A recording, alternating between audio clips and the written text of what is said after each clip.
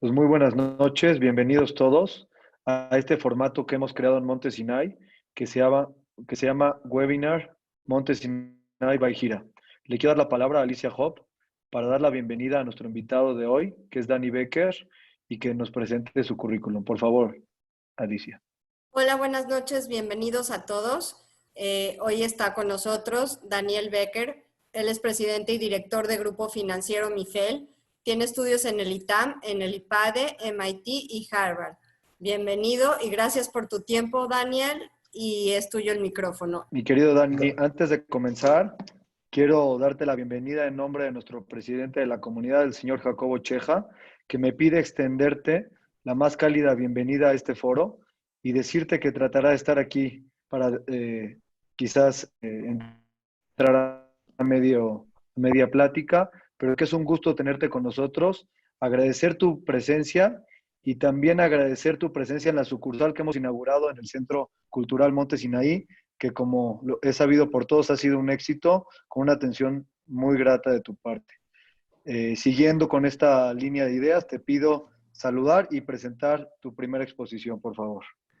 Por supuesto. Antes que nada, Emilio, Alicia, todo el grupo de Monte Sinaí, muchas gracias por la invitación. Quiero, en realidad, agradecerles que me hayan honrado invitándome a estar con ustedes. Y segundo, felicitarlos para generar estos webinars, estas pláticas en estas circunstancias tan complicadas, donde creo que no es una plática de una persona, es la construcción de ideas a través de un grupo de gente donde podamos entender pues hacia dónde vamos, qué va a pasar y qué mundo nos toca vivir. Si me permites, mi querido Emilio, y me puedes poner la presentación y dar un poco de contexto económico, si puedes, por favor. Si quieren, este es mi Twitter, seguramente habrán algunas preguntas que no queden totalmente extendidas o que no estén respondidas al 100%. También reconozco que no tengo toda la información de todas las preguntas que haya. Me disculpo anticipadamente, pero bueno, trataré, si alguien tiene una duda, por favor, no duden en contactarme. En términos, me salté una porque primero debemos de, bueno, no importa, está volteada, pero hablaremos un poco déjenme hablar esto es México, que creo que es lo que más nos importa, y luego regresaremos a Estados Unidos, porque lo que sí creo que es importante que entendamos es dónde estamos hoy parados y qué es lo que nos va, por lo menos económicamente, sí tenemos ciertas pinceladas de qué es lo que va a suceder con nuestro país. Lo que es un hecho es que vamos a vivir la peor crisis desde 1932. La contracción que se espera del Producto Interno Bruto se espera en 2 dígitos. Hay rangos que van entre 8,5 y 12. Nosotros estamos esperando alrededor de menos 10% de contracción del Producto Interno Bruto. Para que ustedes tengan una idea, cada punto del producto le cuesta al país alrededor de 250,000 millones de pesos. Es posible una recuperación en W o una recuperación en U, pero vemos difícil que en México veamos una recuperación en B, y ahorita, si quieren, podemos entrar un poco más en detalle. Es probable que entre gente que está en la economía formal más en la economía informal haya más de 15 millones de desempleados en nuestro país, lo cual es una cosa muy, muy delicada. Y si bien mucha gente habla de utilizar recursos fiscales como lo han hecho la mayoría de los países en el mundo, incluidos países emergentes, como México, como es el caso de Brasil, que va a utilizar cerca de 9 o 10% o 9 puntos del producto, Perú, Argentina. México ha decidido no utilizar recursos fiscales para paliar esta crisis. Aunque no utilice recursos fiscales, la relación deuda-PIB, que es algo que siguen los analistas y sobre todo los inversionistas extranjeros muy de cerca, se me dieron de algunos chats de gente que está en el sector financiero y podrá corroborar y apoyar o ayudar a comentar en ese sentido. El simple hecho de la contracción del PIB sumado a que el 30% de la deuda de nuestro país está en moneda extranjera y el tipo de cambio ha tenido una devaluación de cercana al 25%, ya hace que la relación deuda-PIB esté cercana al 60%.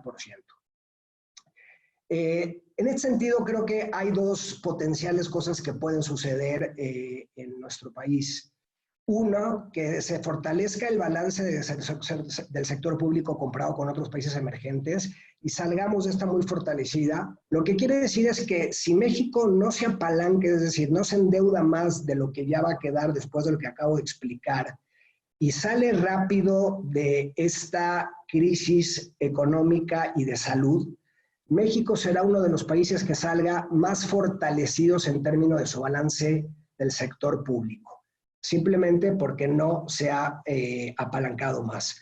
Otra es que en caso de que esto sea más profundo y el COVID no se resuelva en los próximos meses, la recuperación puede llevar de 3 a 4 años y también podemos platicar al respecto. Es decir, que en 3 o 4 años regresaremos a la economía que teníamos antes de la contingencia de salud. Y como ustedes recuerdan, México crecía en un crecimiento que se criticaba muchísimo, alrededor de que creció en los últimos 20 años 2.5%. Regresar a nivel de COVID-19 en ambos escenarios dependerá en gran medida de cuándo será el fin de la epidemia. Por favor, no me hagan esa pregunta, se los digo de una vez. Nadie tiene idea de cuándo va a acabar esta epidemia. Leía un artículo en el Financial Times que AstraZeneca le va a regalar a los pobladores del Reino Unido para Navidad una vacuna, pero resulta que es una vacuna que está todavía en un proceso experimental. Entonces, me parece que si esto ya fuera cierto, ya veríamos hoy los mercados mucho más, menos volátiles, el mercado mucho más positivo. Hoy, como ustedes vieron, porque se recupera otra vez, hay un rebrote en los Estados Unidos, las bolsas en Estados Unidos hoy, pues con pérdidas de más de 2%. Entonces, esa pregunta en realidad no tengo la respuesta.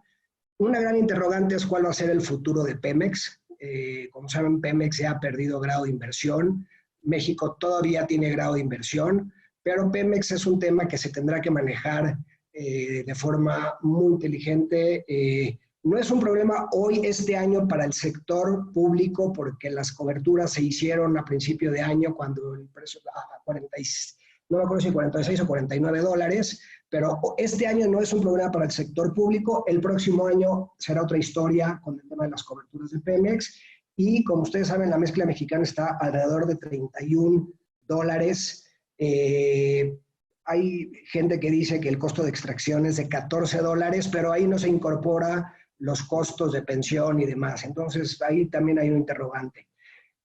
Una cosa que puede suceder es que el exceso de liquidez, particularmente el que se ha hecho en Estados Unidos, y ahorita hablaremos también un poco de eso, podría apreciar temporalmente el tipo de cambio. Por eso vimos un tipo de cambio ir de 25 a 22, 22.70 hoy al final de la jornada, pero esta liquidez que está inyectando la economía norteamericana, que ya inyectaron más del 10% de su PIB, el PIB norteamericano es de 20 trillones de dólares, sí podría escurrir a México y podríamos ver una apreciación todavía adicional del tipo de cambio.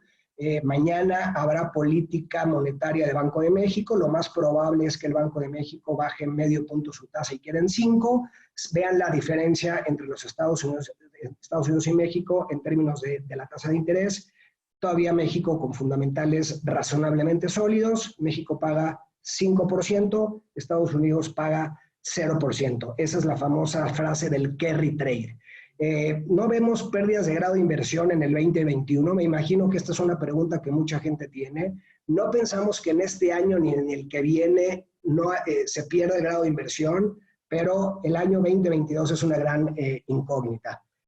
Este año es importante también, 21 es importante porque habrá elecciones de 15 gobernadores, 1,924 alcaldías y 1,063 congresos locales y Cámara de Diputados. La elección más grande en la historia de México. Déjenme nada más rápidamente intentar regresarme a... este es Estados Unidos. El PIB se espera que se contraiga entre 6.5 y 8,5 en Estados Unidos. El nivel de desempleo en más del 9%. Se espera una devaluación del dólar básicamente contra el euro y el yen, que son las monedas fuertes. El déficit fiscal rozando los 4 trillones de dólares, déjenme esta palabra, los 4 billones de dólares. Seguirán imprimiendo billete a pesar del déficit que tienen los norteamericanos por el costo cero. Estados Unidos tiene estas capacidades que ningún otro país tiene por ser la moneda de referencia. Es decir, Estados Unidos pone a echar la maquinita y siempre hay alguien que lo compre. O el gobierno mexicano, o el gobierno brasileño, o el gobierno japonés, o el gobierno chino, que por cierto tiene 3 trillones de dólares de reservas en treasuries norteamericanos. Y si quieren podemos también hablar de la guerra comercial que se está armando entre Estados Unidos y China, que es una gran oportunidad para México si lo sabemos capitalizar. Puede haber una recuperación en B en los Estados Unidos porque siempre ha demostrado que su economía es muy flexible. Ya hablé de la tensión entre China, Estados Unidos y México, y se espera un rebote en B del 5% para el 2021, y eso pudiera ser una oportunidad para México en caso de que el TEMEC, que está ya por ratificarse, que ya han habido ahí algunos temas, vendrán inspectores, esperemos que todo salga bien, pero Estados Unidos tiene la posibilidad de jalar a México con el crecimiento que se espera para el próximo año. Las tasas de referencia en la última reunión de política monetaria, política de mercado abierto de la Fed, el señor Powell dijo que las tasas muy probablemente se queden en niveles de entre 0 y 0.25%. Eso explica parcialmente la razón por que las bolsas en Estados Unidos han estado subiendo en las últimas semanas. Yo quisiera empezar con una pregunta interesante. Los primeros en levantar la mano fueron los bancos. Cuando empezó este asunto de la cuarentena en México, anticipándose a lo que ya ellos podían ver por sus quizás filiales que tenían en otros países, ellos fueron los primeros en levantar la mano y llamar a sus clientes y decirles, renegociemos o revisemos tus deudas para ver qué vamos a hacer. ¿Me puedes platicar un poco del papel de los bancos sobre este tema? Sí, es una muy buena pregunta, Emilio, porque nosotros ya tuvimos la experiencia en el 2009 cuando fue la crisis de la influenza y la economía decreció pues más de 5%. Si en estos momentos, la iniciativa, que por cierto la toma el sector bancario, la toma la Asociación de Bancos de México, y rápidamente, porque esto fue justo después de la convención bancaria en Acapulco que se lleva cada año, la iniciativa fue ir rápidamente con Hacienda para, una vez entendiendo la gravedad del asunto y por lo que iban a pasar las empresas, pedir una prórroga para los clientes que puede ir de 4 a 6 meses, capital e intereses, una prórroga de pago de capital e intereses. ¿Por qué? Porque ya se veía venir el tamaño de la crisis económica derivada de la crisis de salud, sumado a que en el 2019 ya habíamos crecido 0. Esto lo que permite a los bancos es no impactar su estado de resultados y no tener que llevar este impago a reservas, que es un tema que genera pérdidas, hay que llevarlo a los resultados, y eso puede demeritar los índices de capitalización de la banca. También te quiero anticipar, Emilio, que es muy probable que se incrementen los plazos que se dé para este tipo de, para este waiver regulatorio, para esta mecánica regulatoria que ha dado la Comisión Nacional Bancaria y Valores, derivado de que el impacto económico parece que será más severo de lo que al principio se había pronosticado, porque seguimos en contingencia y seguimos en un lockdown prácticamente a nivel nacional, al que algunos estados ya han empezado a abrir, y bueno, no sabemos si puede haber un rebrote. Esto ha implicado para la banca, Emilio, dejar de recibir de ingresos alrededor de 55,000 millones de pesos. También hay una cosa muy importante que va a promover la banca, que es el no pago, o sea, que la gente no entre en un tema de que no pagar va a ser la condición, no, pero seguramente una vez que estos 6 meses pasen, lo que veamos es que algunos sectores, particularmente los sectores turístico, restaurantero y todos los relacionados a estas cadenas de suministro puedan tener plazos adicionales con esta prerrogativa que dio la Comisión Nacional Bancaria y Valores a través de la Secretaría de Hacienda y Crédito Público. Ojo, todavía no se confirma, pero es muy probable que próximamente den esa noticia. Pero aquí me surge una nueva pregunta. Entonces, mira, las empresas tomaron el dinero o tomaron las facilidades para estos 6 meses. Se acabó el dinero en caja de la mayoría de las empresas que han estado pagando los sueldos y han estado respondiendo a sus proveedores de alguna manera. Para volver a entrar a trabajar necesitan capital de trabajo y necesitan créditos nuevos, independientemente de lo que hayan negociado. Entonces, ¿cuál crees que será el plan de apoyo? En dos sentidos, y no quiero entrar en política. Desde lo que el gobierno puede hacer y desde lo que los bancos en la asociación estén platicando para poder llegar y apoyar a que el crecimiento se dé. Sin bancos no vamos a poder. Por supuesto, los bancos generan alrededor entre 2 y 3 puntos del PIB. Aquí yo creo que habrá básicamente dos grandes avenidas, Emilio. Una, la banca de desarrollo está intentando jugar un rol muy importante con garantías hasta el 70% para los bancos. Acérquense a los bancos. Lo que pasa es que la banca de desarrollo apenas también, esto fue demasiado rápido y apenas están en un proceso de consolidar sus proyectos, pero hay una cantidad importante de recursos que se apalanca además con los bancos, porque los bancos tienen una capacidad de hacer cada recurso de la banca de desarrollo entre 8 y 10 veces más. Hay recursos de la banca de desarrollo, no han fluido con la celeridad que quisiéramos los bancos, pero una es acercarse a la banca de desarrollo. Otra, si el modelo de negocio es viable hacia adelante, acérquense a su banco y estoy seguro que el banco les podrá dar capital de trabajo. Y tercero, Emilio, es probable también que hay empresas que ya hacia adelante no tengan, desafortunadamente, posibilidad de continuar. Basado en eso, se piensa que puede haber una caída de la economía de alrededor del 10%. Eso llevaría a la calle, si pensamos que cada punto porcentual lleva, no sé, a 1 millón de gentes a la calle, vamos a tener una cantidad importante de personas fuera. ¿Qué pasa con la otra parte, la banca comercial, las tarjetas de crédito, los pequeños créditos? ¿Qué va a pasar con toda la parte, digamos, más chica, no tanto las empresas? Yo creo que aquellos que tengan tarjeta de crédito y deuda y estén desempleados por más de 6 u 8 meses, me parece que los bancos van a tener que tomar la pérdida y desafortunadamente esa persona pues entrará al buró de crédito. Es que esto, digamos, yo creo que con la decisión que ha tomado nuestro país de no utilizar recursos fiscales, el tema del tamaño, de la profundidad de la crisis va a ser muy alto, Emilio. Y yo creo que hay que ser conscientes que va a haber muchos mexicanos y mexicanas y muchas empresas pequeñas, medianas y grandes que no puedan pasar el charco, por decirlo así por decirlo de alguna manera. Y es muy triste, pero es la realidad. No, digamos, no, inclusive en los países desarrollados como Estados Unidos, como el Reino Unido, seguramente habrá una mortandad de pequeñas y medianas empresas muy alta. Entonces, México no va a ser la excepción. No solo México no va a ser la excepción. Hoy el Fondo Monetario Internacional declaró que el país más castigado por la crisis de salud y por la contracción económica del mundo va a ser México. Entonces, también hay que ser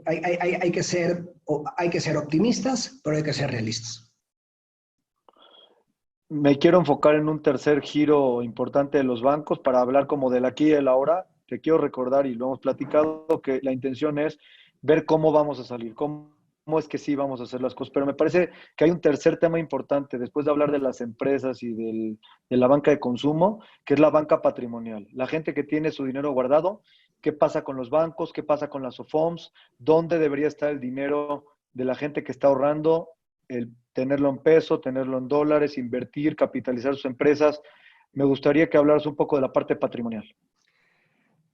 Bueno, asumiendo, Emilio, que la bolsa en Estados Unidos está a la excepción de algunos días como hoy, pues se ha sobreextendido, digamos, por todos estos estímulos fiscales y sobre todo porque las tecnológicas, como hablábamos, como diríamos en el radio, en el corte, estas tecnológicas han jalado a los índices, en particular al Nasdaq y el S&P, porque Apple es parte del S&P, no del Nasdaq.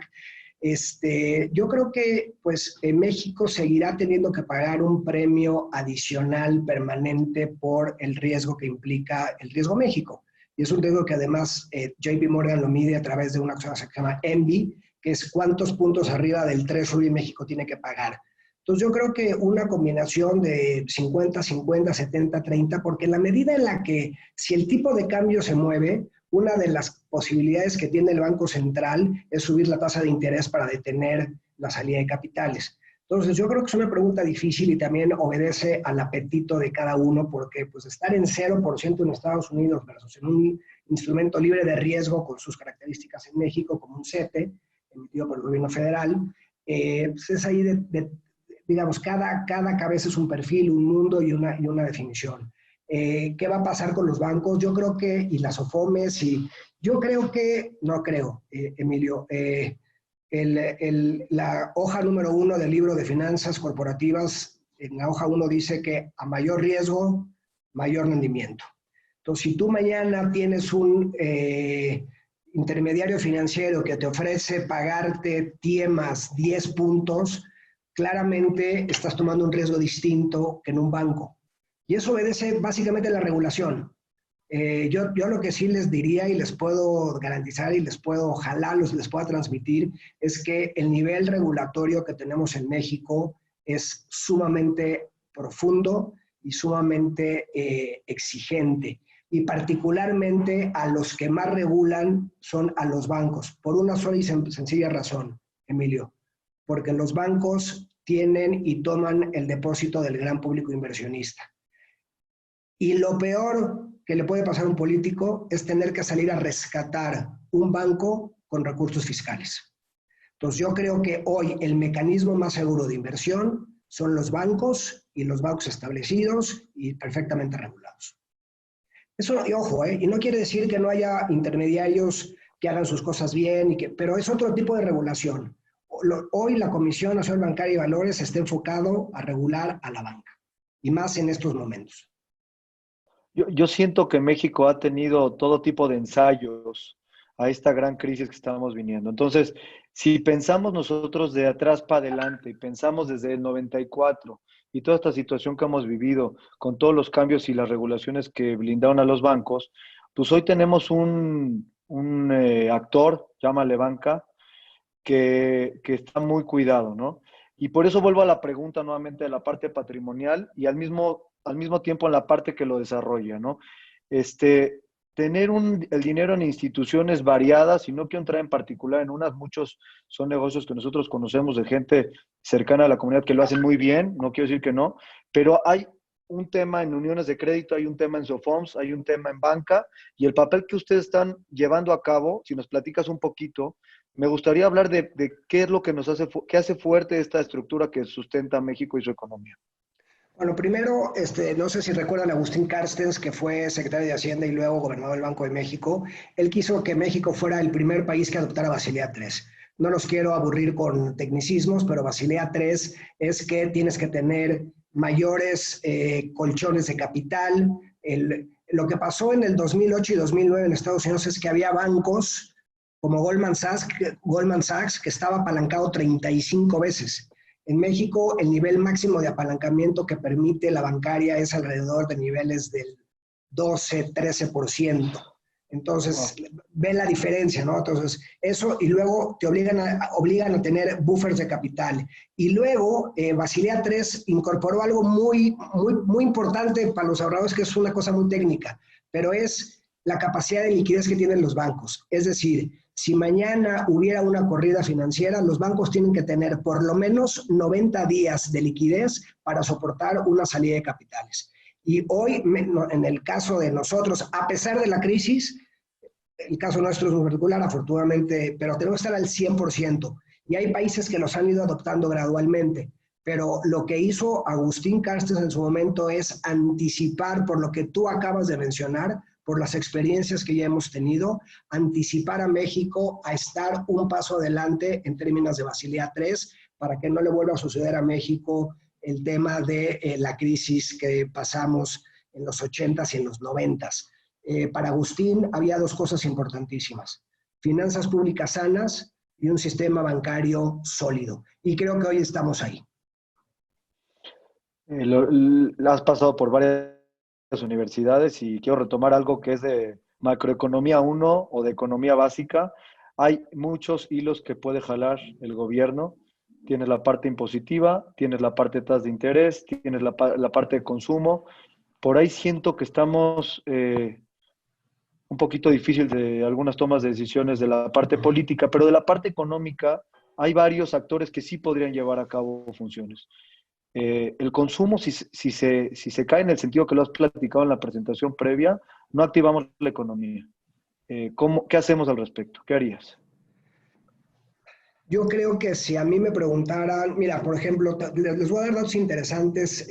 Como ustedes saben, ya abrieron, Jalisco ya abrió, Nuevo León abrió. Eso no quiere decir que no puedan volver a hacer el lockdown, pero en el caso particular de Guadalajara, te puedo decir que unos usuarios nuestros, unos queridos usuarios nuestros dedicados a la cadena de restaurantes, permitieron 50% de capacidad y están al 100% del 50%, es decir, están al 100% de su capacidad.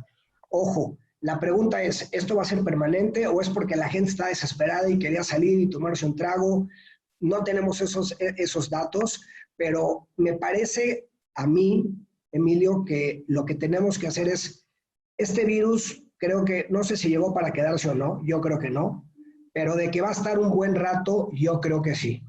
Creo que tenemos que empezar a salir con las medidas de precaución adecuadas. Y ahí déjame decir algo que estaba en la presentación, pero lo comento.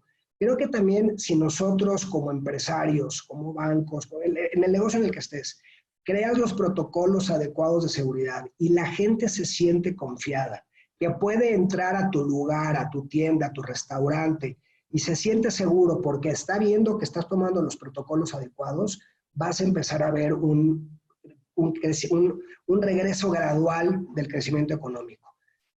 Yo creo, claro, tú imagínate estar en el papel o siendo la jefa de gobierno de la Ciudad de México o el presidente de la República, esa dualidad de ¿qué hago? ¿Coagulo la economía o permito? O cuido la salud.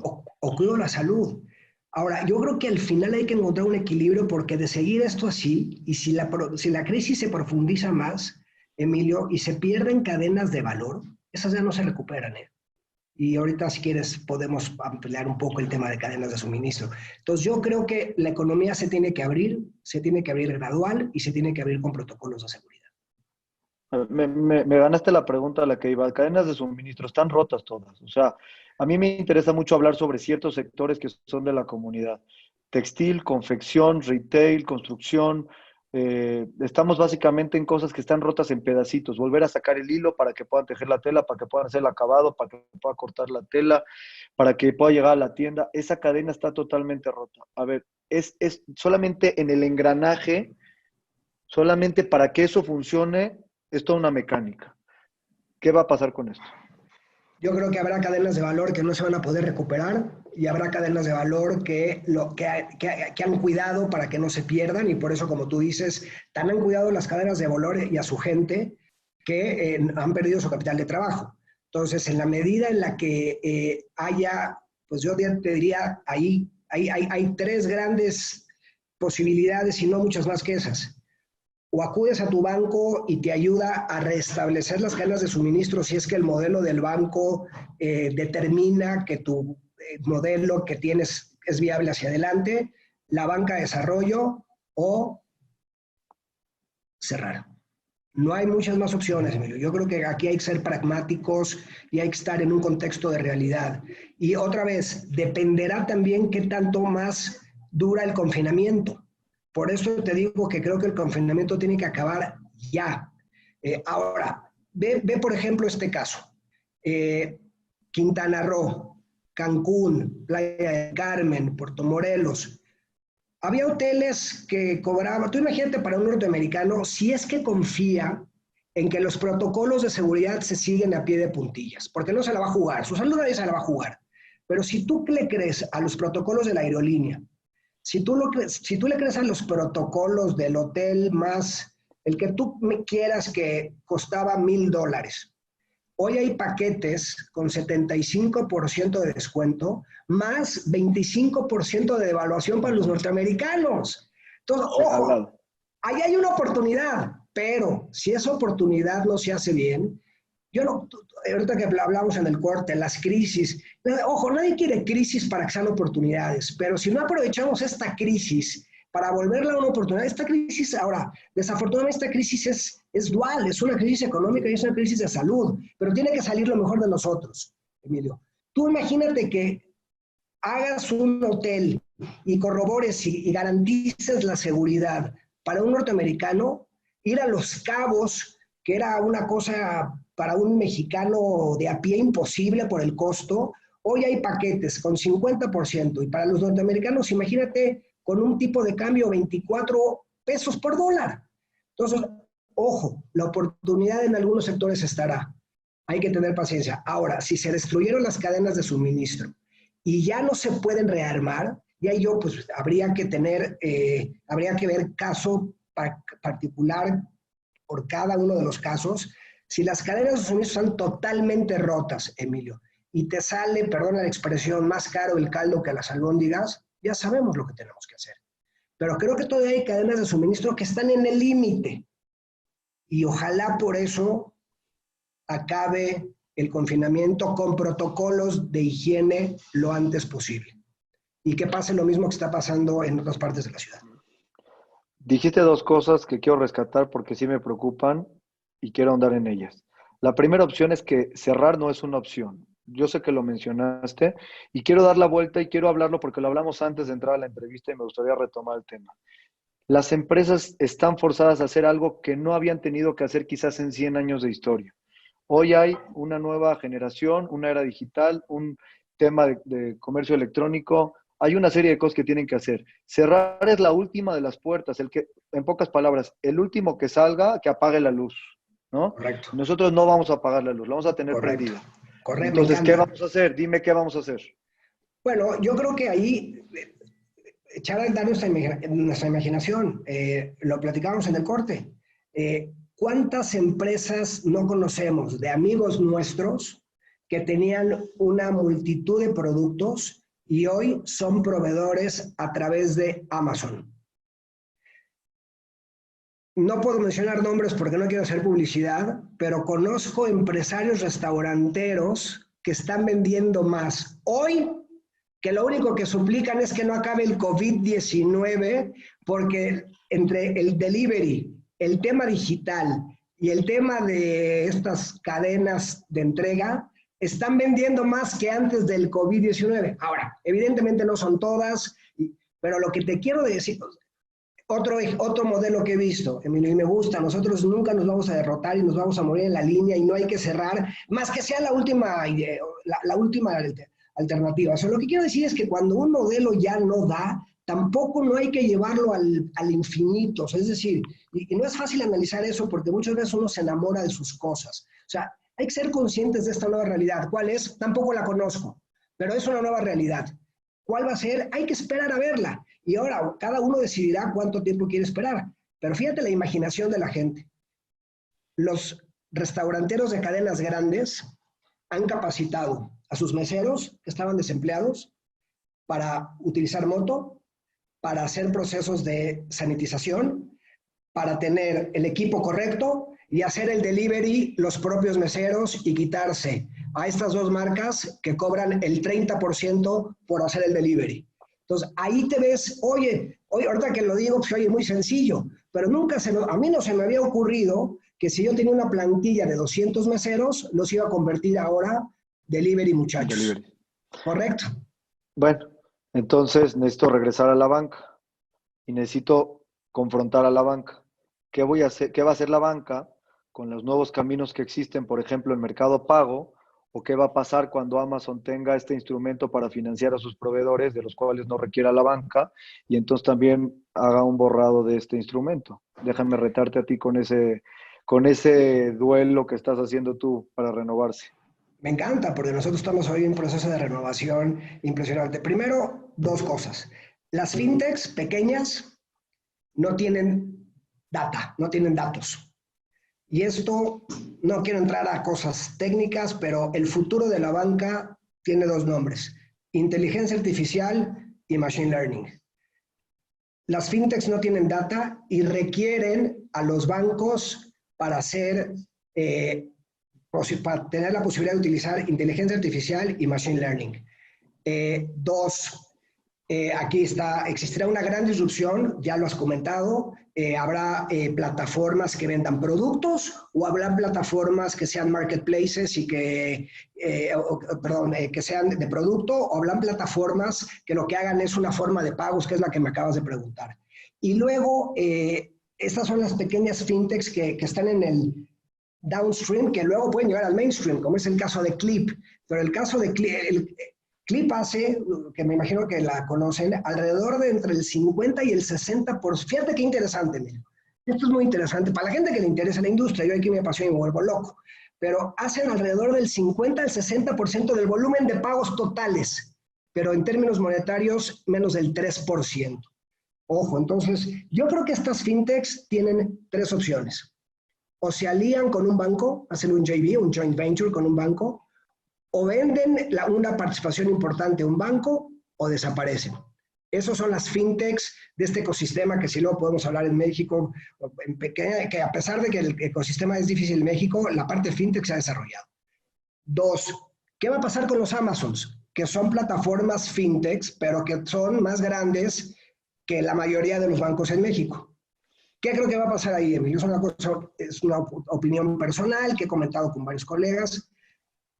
El año pasado Amazon ya financió a sus proveedores con alrededor de 1.5 billones de dólares porque conoce a través de inteligencia artificial su patrón de pagos, su frecuencia, su destino, el perfil de la gente que lo compra. Hay asimetrías.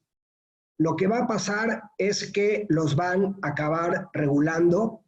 Y el día que les digan que los van a acabar regulando como bancos, van a salir corriendo como Usain Bolt en los 100 metros en la última Olimpiada en Brasil. ¿Por qué? Porque el día que tienes que convertirte en una empresa regulada, pierdes parte de tus capacidades, inclusive tus capacidades imaginativas, Emilio. Entonces yo creo que Libra, de Facebook. Ojo, porque los bancos centrales tienen que medir la masa monetaria, el crédito, es parte de la medición para entender la salud de la economía.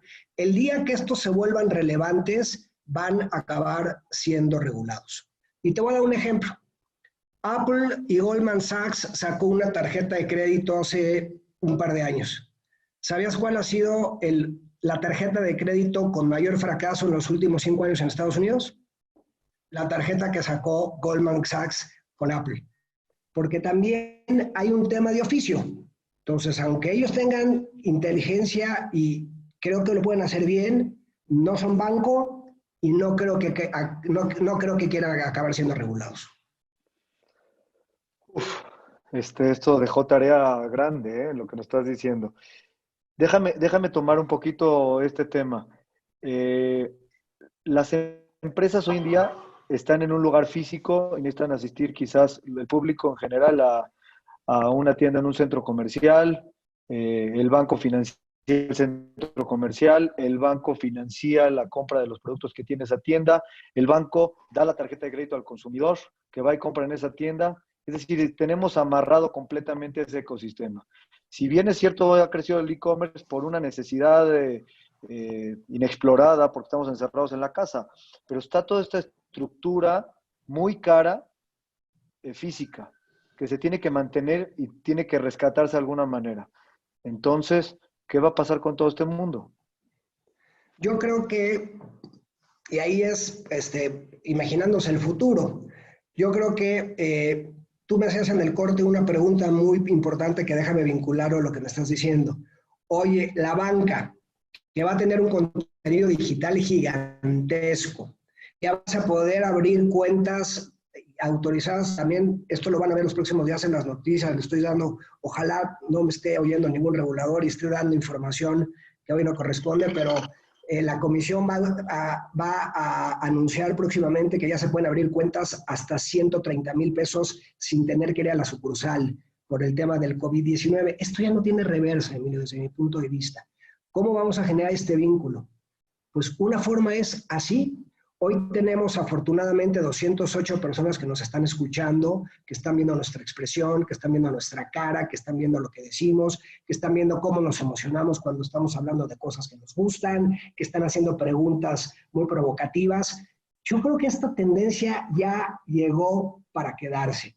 Oye, que el día de mañana, cuando esto llegue otra vez a una normalidad, en un tiempo que no conocemos cuándo, y regrese, sí, pero que regrese a la normalidad donde veías antes que era indispensable tener una sucursal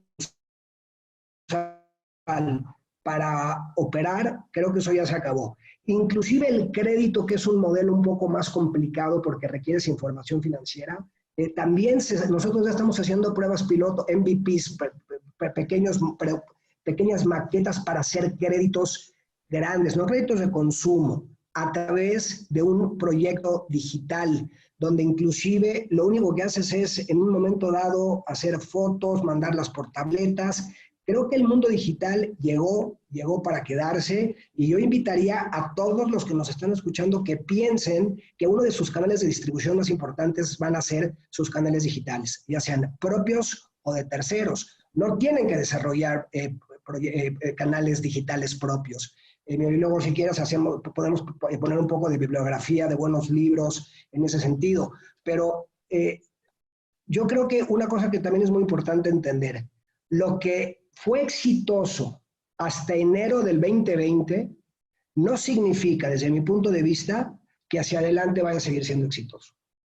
Y eso requiere un repensar muy profundo de cada uno de nosotros en función de la industria en la que estemos. Porque el mundo va a cambiar. Perdón que te lo vuelvo a repetir, pero necesito ser completamente optimista. Yo veo muchísimo optimismo. Desde mi perspectiva es el gran momento de reinventar y de hacer cosas nuevas. Podemos ver lo que pasó en 2001, podemos ver lo que pasó en 95, también en México, aunque nos haya dolido, con toda el alma aprendimos a hacer muchos negocios más sofisticados, pero yo veo mucho más optimismo para adelante. Y te tengo que preguntar lo siguiente. ¿Cuáles son esas 3 o 4 cosas que hoy ya tendría que estar haciendo cualquier empresario? Y si no lo ha hecho, que tiene que empezar mañana en la mañana. Si no, es que al rato, porque a lo mejor se le va el sueño. Y tendría que estar haciéndolo. Primero tiene que encontrar canales de distribución distintos al canal tradicional, si es que solo cuenta con el canal tradicional. Segundo, tiene que pensar que tiene que tener el capital suficiente para aguantar todavía un periodo de tiempo más, aunque esto aunque el confinamiento termine, esto va a ser gradual. Y tercero, tienen que pensar si su modelo de negocio, que fue exitoso hasta enero del 2020, seguirá siendo exitoso hacia adelante. O sea, un poquito cuando se fabricaban estos trajes de guerrero azteca, o estos modelos anteriores que dejaron de existir porque la guerra dejó de existir, y entonces tuvo que haber una nueva industria automotriz, una nueva industria de aviones. O sea, esas son las cosas grandotas, pero si pensamos en las cosas chiquitas, nuestros negocios los conoces, la mayoría son clientes tuyos los que te están oyendo en este momento. El que tiene la tienda, el que tiene las boutiques, el que tiene una fábrica de ropa. Retomando los 3 puntos, ¿aplican igual para todos o agregarías algo? No sé si apliquen todos. A ver, seguramente hay productos, Emilio, que no van por el canal digital. Ojo, no hay que empujar todo por el canal digital, pero, por ejemplo, para nuestros clientes desarrolladores, dentro de 6 semanas nuestros clientes desarrolladores van a poder tener, estamos desarrollando una página digital, espero que no haya competidores, una página digital donde todos nuestros desarrolladores van a poder poner en renders en tercera dimensión sus productos. Va a haber una calculadora financiera, y todos los clientes que tengan comunidad con la institución que honra representar van a poder entrar ahí, hacer su corrida financiera, ver si tienen la capacidad para comprarlo, y si tienen la capacidad mayor o menor, lo puede direccionar a otro proyecto. Y ahí tendremos que hacer comunidad entre todos, porque a lo mejor el proyecto que está haciendo Emilio es demasiado caro para este cliente, pero a lo mejor otro. Entonces, ahí tendremos también que ser un poco generosos, tenemos que tendernos la mano y generar vínculos. Yo lo que te digo es, en el caso de nosotros, dentro de 6 semanas, no vas a tener que ir físicamente a ver un lugar donde a una vivienda donde pretendas vivir y lo vas a poder ver perfectamente en 360 grados en una estructura digital. Y ahí vas a poder hacer tu corrida, y ahí vas a poder hacer tus datos, y ahí te va a decir si eres sujeto de crédito o no para esa vivienda, y si no te va a redirigir a otro. Eso, Emilio, me gustaría compartirlo y contagiarlo con las 213 o 215 personas que nos están viendo, porque es una cosa muy particular de la banca, y yo no te lo podría decir para todas las industrias, pero imagínate en enero esto era impensable.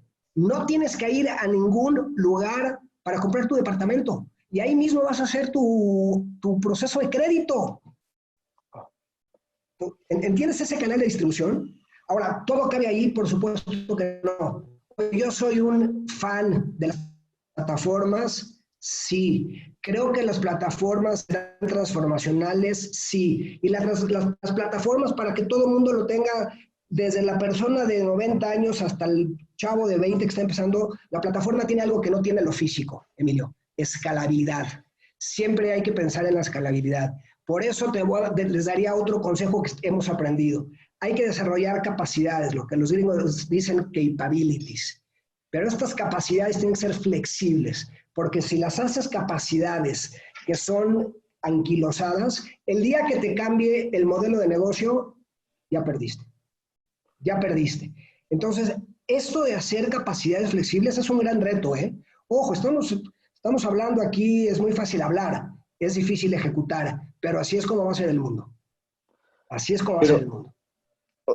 Me acuerdas de una cosa, y no me quiero ir por la parte política de lo que te voy a decir, pero échale también. nos quedó como anillo al dedo, dice la frase, ¿ok? Y yo digo, nos quedó como anillo al dedo para retirar efectivo, porque se ha acabado el efectivo de la calle, para bancarizar a toda la gente, para fiscalizar a través de las tarjetas de crédito y las cuentas de cheques, para empujar el comercio electrónico a más no poder, para levantar todo tipo de repartos de la última milla. O sea, nos cayó como anillo al dedo si tú lo ves desde la parte positiva y nos hacemos a un lado esta parte política. Todos los que hemos estado haciendo planeaciones estratégicas, seguramente hemos hablado en los últimos 10 años de cualquiera de los temas que estamos diciendo. La pregunta es, ¿qué hemos hecho para que este asunto del coronavirus lo exponencie como locura? O sea, lo sacó todo como anillo al dedo. O sea, nos los dejaron puesto para activarnos inmediatamente. Sí, ahora yo creo que a ciertas gentes sí las agarraron todavía en un proceso de desarrollo. Déjame además decirte dos cosas que creo que son muy importantes, las mencionaste, Emilio, pero creo que a la gente le va a interesar mucho. Uno, el tema de fiscalización de tarjetas de crédito. El tema de las tarjetas de crédito, el conocimiento de la utilización de tarjetas de crédito existía desde hace años. No es una cosa nueva. No nos vayamos con la finta que la tarjeta de crédito es un proceso de fiscalización. Lleva años donde hoy el gobierno y el SAT sabe lo que la gente gasta con su tarjeta de crédito versus lo que declaras. Esto no es una cosa nueva y no obedece a la circunstancia de la situación actual. Dos, se está tratando de retirar el efectivo y la gente piensa que se quiere retirar el efectivo por una cuestión también fiscal. Hoy no. El Banco de México sacó CODI, que no ha fraccionado bien, pero el CODI al final es que dentro de un mes, Emilio, y lo acabas de mencionar, la gente va a pagar sus cuentas. Tú vas a ir mañana, el día que puedas salir de tu casa, que me vas a invitar un tequila en agradecimiento a esta plática que me haces favor de invitarme tú y la comunidad. Y vamos a pagar así, más bien, voy a pagar así. Vamos a pagar con esto. Ya no vas a tocar nada.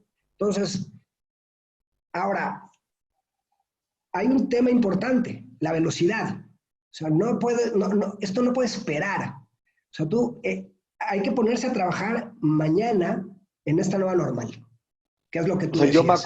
Yo me acuerdo que íbamos de viaje a Estados Unidos, a Europa, traíamos una prenda, nos gustaba, se la dábamos al equipo de diseño, la copiábamos, se la íbamos a vender a la cadena. O sea, eso es exageradamente lento. Ese cambio que tú pides a las empresas tiene que ver con que lo que se me ocurrió ahorita a las 8:54 de la noche tiene que estar realizado mañana a las 9 de la mañana. A ver, mi querido Emilio, déjame darte un ejemplo de Sara, porque estuve con la consultora más importante que tiene Sara, que está en Massachusetts. y para todos los que siguen en la industria textil, que los felicito, y además va a haber grandes oportunidades porque el mercado se achica y por lo tanto hay oportunidades cuando el mercado es más pequeño y hay menos competencia, es lo que la gente no entiende. Zara, en todas sus tiendas en el mundo, en el momento en el que vende, cuando tú pasas la máquina y compras una prenda, en un nanosegundo está esa información en La Coruña.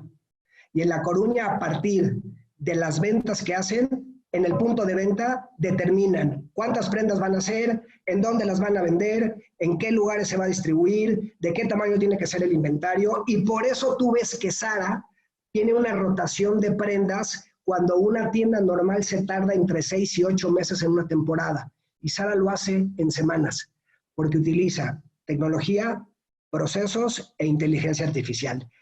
Oye, Zara se compara. Sí, eso lo tenemos. Y ojo, no tenemos que desarrollar todos nosotros. Vean qué hay en el ecosistema que pueden ustedes aplicar ya a sus RPs, a sus CRMs. Ya hay cosas a sus core, a sus sistemas core. Ya hay cosas que son conectables, Emilio. No hay que inventar el hilo negro. Hay muchas empresas de tecnología que ya lo tienen y que están ávidas de integrarse con ustedes, con nosotros, con las empresas. Ojo, no les estoy sugiriendo que se conviertan en empresas de desarrollo de tecnología. Les estoy diciendo que vean lo que hay, que puedan ustedes enchufar y que te puedas volver un Zara. Que tú puedas saber, Emilio, en tiempo real qué prenda se está vendiendo, qué prenda no se vendió y que puedas cambiar en 2 semanas tu inventario a partir de información en tiempo real y con inteligencia artificial. Me obligo a hacerte la pregunta. Va a una empresa y toca la puerta del banco. Y hay cosas que no comprendo. La primera es, le prestan dinero al que tiene dinero. La segunda, me piden que le garantice al doble lo que le quiero pedir prestado.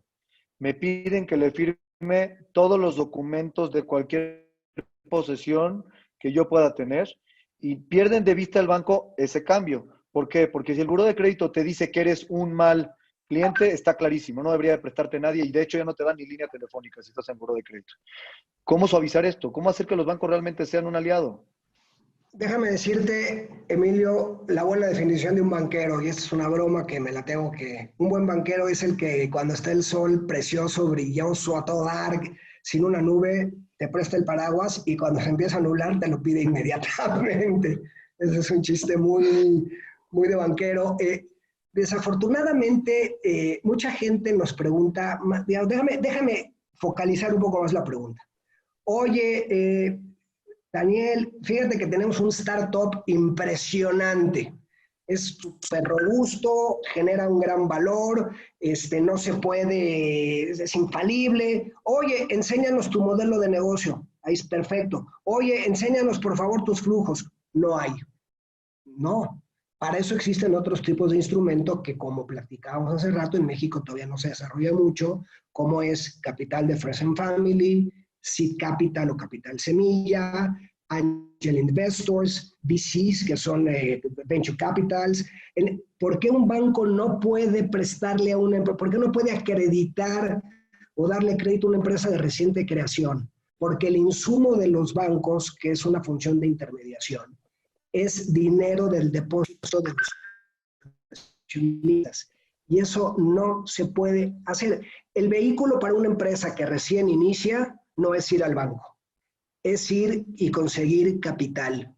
En México es un poco más complicado porque no está bien desarrollado el ecosistema que platicamos hace rato. Si me haces favor luego, Emilio, de repartirlo en la presentación, porque creo que es un ecosistema que habla muy claro de qué se requiere para un ecosistema funcione, desde los emprendedores, el Estado de Derecho, las universidades, los corporativos, los mercados de capitales. Y los mercados de capitales no me refiero solo a la bolsa, los mercados de capitales me refiero desde el capital, desde Friends and Family.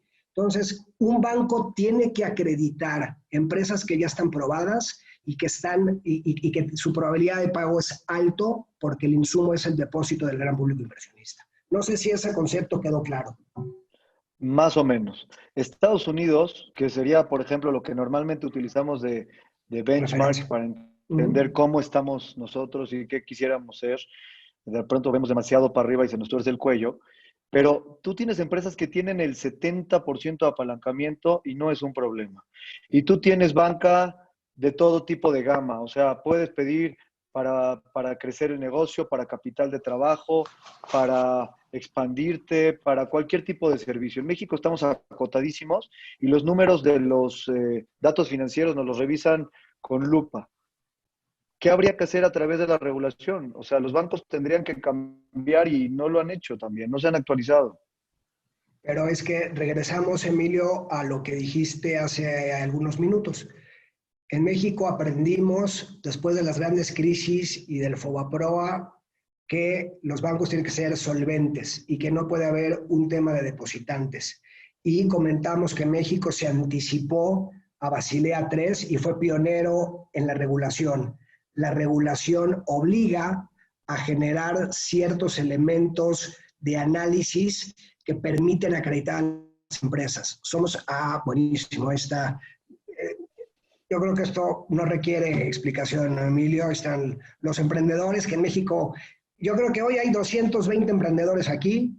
Hay capital de riesgo, no capital bancario. ¿No? Claro, ese capital de riesgo, conforme el círculo se va extendiendo, una empresa que ya tuvo capital de riesgo, que ya tuvo seed capital, que ya tuvo friends and family, que ya tuvo venture capital, que ya genera flujo, puede ir a un banco. Entonces ahora sí tiene toda la gama de posibles financiamientos. Hay un tema de gobierno corporativo importante, además con abogados importantes que constituyen toda la parte de protección intelectual, el gobierno que se encarga de que los contratos se cumplan y de cuidar el IP de las empresas que generan estas grandes soluciones, y las universidades. Por eso, si tú ves, Emilio, en dónde se desarrollan estos grandes sistemas de emprendedurismo, están en la costa este, que es Massachusetts y Nueva York, y en la parte del West Coast, por supuesto, Silicon Valley, donde tienes a Stanford, y parte en Seattle, y tienes Singapur, y tienes Corea del Norte, y tienes Israel. ¿Y por qué se da? Corea del Sur. Corea del Sur. Perdón, dije Corea del Norte, porque estoy loco, me volví loco. Sí, Corea del Sur, perdón. Ahí no se desarrollan muchas cosas. Ahí no se desarrollan, no, ahí se subdesarrollan. Pero esto es lo que tenemos que empujar como sociedad. Esto es lo que requerimos. Tenemos muchos chavos, he estado viendo los participantes y hay chavos que están empezando, saliendo de la universidad o con ideas, están armando un business plan y necesitan ver cuál es el camino. Hemos tenido la fortuna de verlo a través de las universidades americanas y de las mexicanas, pero nadie te enseña a hacer negocios. Lo que hemos tenido los judíos quizás ha sido un tema de hacer negocio, de buscarnos, de esforzarnos. ¿Cuál es el camino para los chavos en este tema? Pues yo creo que vivimos tú lo acabas de decir, yo creo que la comunidad tiene redes de protección y he sido invitado a participar en algunos proyectos de emprendedurismo, y creo que ahí es una pequeña avenida donde los chavos pueden empezar a conseguir recursos, y donde la gente que ha sido exitosa, que en la comunidad Montsinai creo que se caracterizan por ser sumamente exitosos, esa gente la queremos coachando y ayudando a los chavos. Y es fundamental. Y si además, a partir de eso, se generan pequeñas bolsas de Friends and Family, se puede empezar a generar un pequeño ecosistema de emprendedurismo que luego se puede ir haciendo mucho más grande.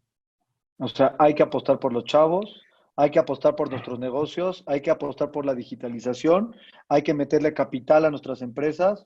O sea, son ejemplos muy claros de qué hacer con el dinero si lo tienes, y si no lo tienes, los caminos para buscarlo de todas maneras irán en el mismo sentido. Tienes que ser muy profesional, tienes que estar estudiando las nuevas tendencias, y aquí regreso a este tema. ¿Estudiar o no estudiar? ¿Por qué estudiar? Te has pasado por varias universidades. Eso es un buen consejo. Porque yo creo que para entender, primero, por una simple y sencilla razón, Emilio, porque te abren en la mente, y los chavos hoy, si tienen la oportunidad de estudiar en México o fuera, o donde sea, pero la velocidad a la que se está moviendo el mundo, hoy creo que tener un kit tool, unas herramientas aquí en el cinturón mucho más amplias, claro que la experiencia pero yo creo que la educación, y como sé, hablábamos de edX, ojo, no tiene, hay múltiples herramientas hoy de conocimiento adicional. Gratuitas. Gratuitas. Entonces, por favor, a los chavos, es su herramental hacia el día de mañana que les va a permitir abrirse al mundo y entender cuáles son las nuevas tendencias. Para mí es imperativo. Dani, he recibido varias preguntas del público, te las quiero hacer muy rápido. Me gustaría mucho el sí, no, o me gustaría que máximo tengamos 20 segundos en las preguntas porque son muy interesantes. Venga. Rápido, porcentaje de los clientes de Mifel que se acogieron a los apoyos. El 34%. ¿Crees que es suficiente o debieron de haber acercado los que no se han acercado? Yo creo que fue la publicidad, mediáticamente fue gigantesco, yo creo que fueron los que tenían que ser, si no es porque no lo requieren, afortunadamente. Ok, si tú estuvieras en Banco de México, ¿qué tasa C te fijarías para 2021? Pregunta imposible de contestar dependiendo de la inflación, las condiciones, el tipo de cambio. ¿Tú crees que va a ser suficiente 6 meses de prórroga cuando hay una total incertidumbre? No. ¿Pesos o dólares? La mitad y la mitad. ¿Eso te lo dijo tu abuelita o eso lo sacamos de...? No, yo creo que hoy, a ver, ojo, Estados Unidos, ¿cuánto quedamos que iba a decrecer? Menos 7% se va a contraer la economía. ¿Por qué sube tanto la bolsa? Porque han llenado el mercado ya llevan 7 trillones, a ver, Emilio, déjame repetir esta cantidad. 7 billones de dólares inyectados en la economía y la tasa paga cero. Oye, American Airlines, por cierto, hablando de novedades, Zoom, por donde nos comunicamos hoy, vale más. O sea, ahora, más que todas las aerolíneas americanas. Correcto. Y luego va a resultar que el Zoom dice, puta, qué visionario fui. Ya la veía venir, ¿no? O sea, ojo, la suerte generalmente está en la oficina de 9 de la mañana a 9 de la noche, pero la suerte implica, ¿no? La ayuda. Imagínate el de Zoom, que valía 0, hoy vale más que las 4 aerolíneas más importantes del mundo, porque ya la veía venir. Pero se me olvidó en qué estábamos, cuál era a ti también se me olvidó. A mí también se me olvidó. Pero bueno, no importa. ¿Qué sectores son los mejores vistos para el otorgamiento de crédito a nuevas inversiones? Desde la parte de los bancos, ¿qué ven los bancos? Alimentario, sin lugar a duda.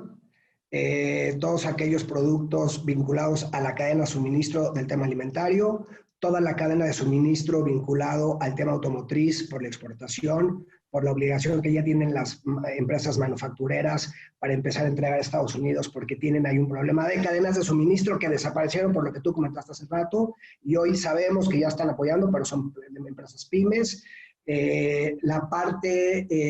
Toda la parte relacionado a proveedores de alimentos y productos vinculados a temas de salud y por supuesto todo el tema relacionado a cadenas alimentarias que no necesariamente son para exportación, pero que están vinculados al mercado de consumo local, que como ustedes han visto, de los grandes ganadores en México han sido las tiendas departamentales. Las tiendas de autoservicio, las departamentales tienen un problema, ¿no? Importante. Perdón, de autoservicio, que venden perecederos, correcto. Ok. 2 libros que estés leyendo ahorita que recomiendes. Pues si les gusta el tema de plataformas, a ver, primero les voy a decir porque creo que contesta un poco, Emilio, tu pregunta de por qué hay que estudiar. Este libro se llama Infinite Game. Dice, a ver, cuando piensas finito y entonces tu empresa va a ser finita. Ten una mentalidad infinita, que además sobrepase tu gestión. Y no empieza con el ejemplo de Walmart, pero habla el señor Walton. Y luego ya, por supuesto, como suele suceder, el tema se fue perdiendo, pero el señor Walton lo que quería era que los consumidores americanos pudieran consumir a precios razonables y tuvieran una mejor vida. Y luego, por supuesto, entonces dice, este es un pensamiento infinito, que va más allá de un proyecto de corto plazo de hacer utilidades. Entonces, eso es un buen libro. si les interesa el tema de plataformas, es un gran libro, Staying Power, que es que, y yo en la presentación que tienes hay 6 recomendaciones, que es básicamente lo que habla este libro.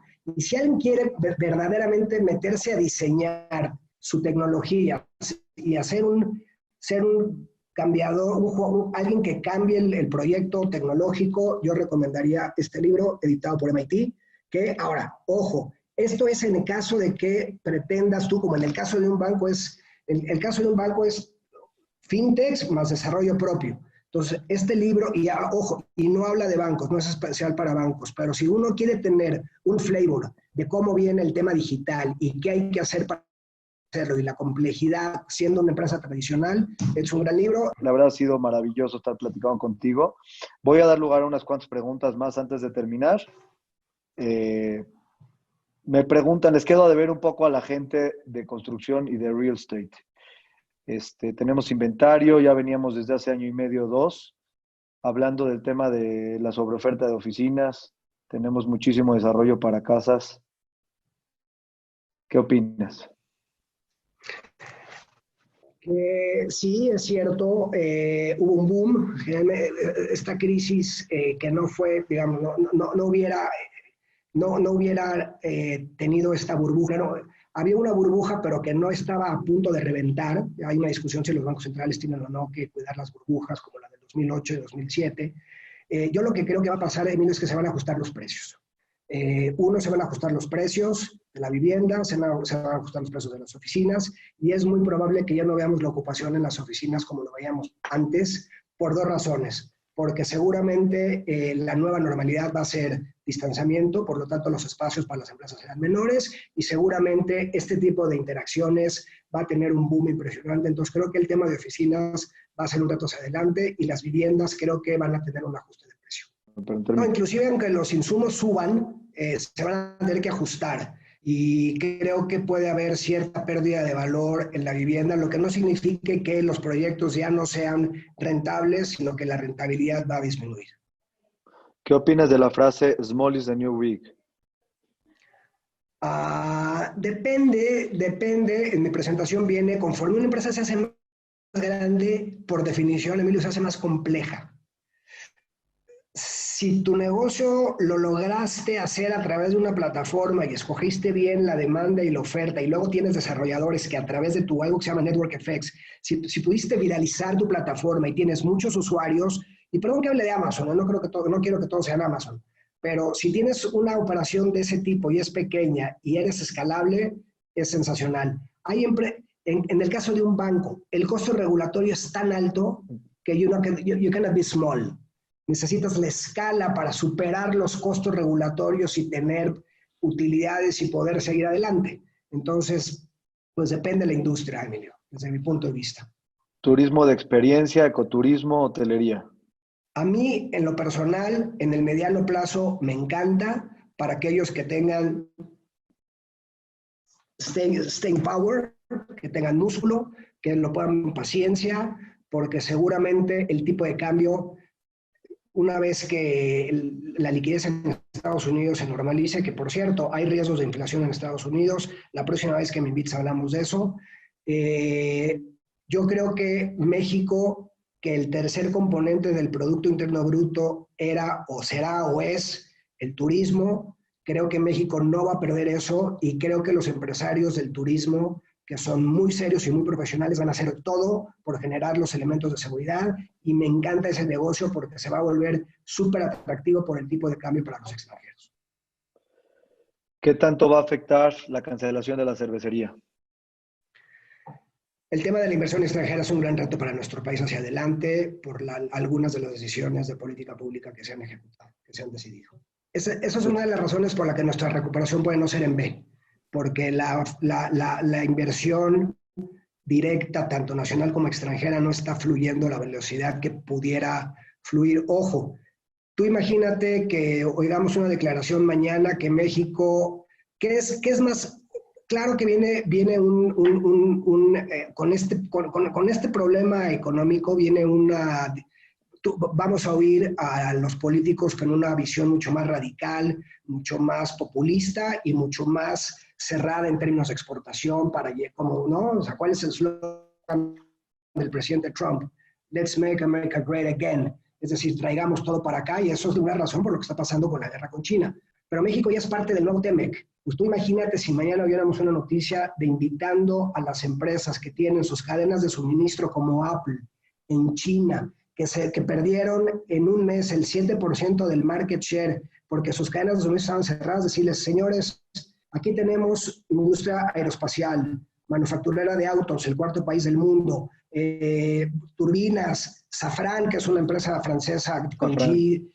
Entonces, yo creo que la oportunidad de México para convertirse en la cadena de suministro compleja de Estados Unidos es bestial.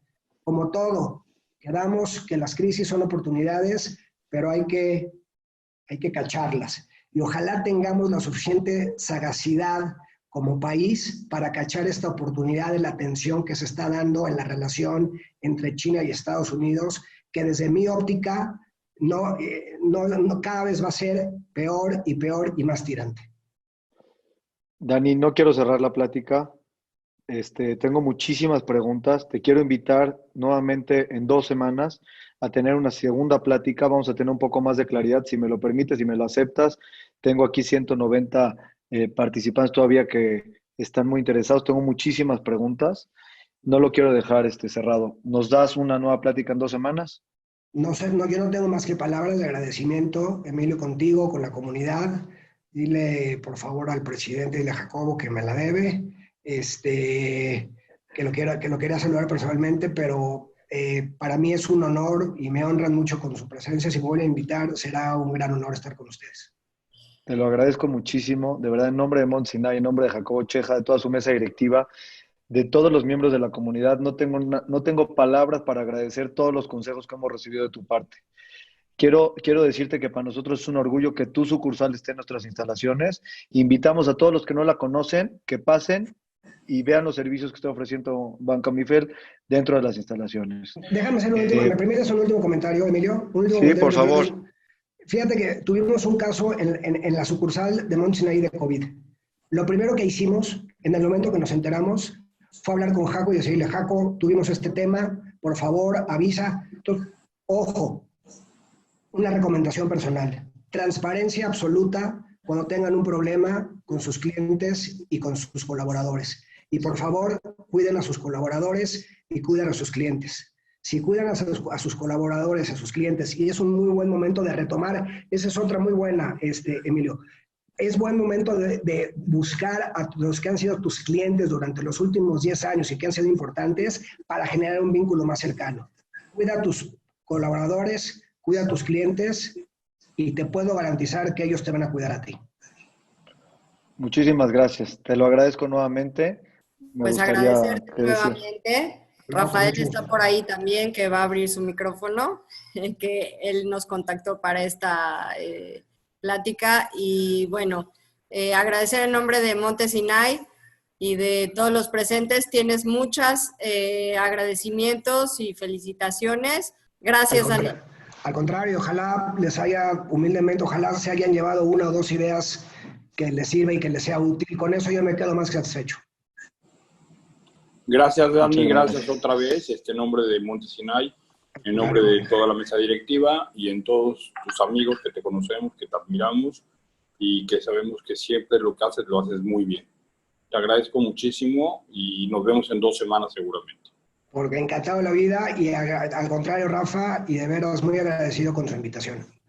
Dani, espero que también haya sido para ti de provecho y que la hayas podido compartir con tus ejecutivos, que se pongan al servicio de la comunidad en todos los ámbitos que hemos hablado, empresa, banca comercial y banca patrimonial, que seguramente tendrán opciones muy interesantes que ofrecerle a todo el público. Muchísimas gracias. Al contrario, muchas gracias a ustedes y gracias por su tiempo.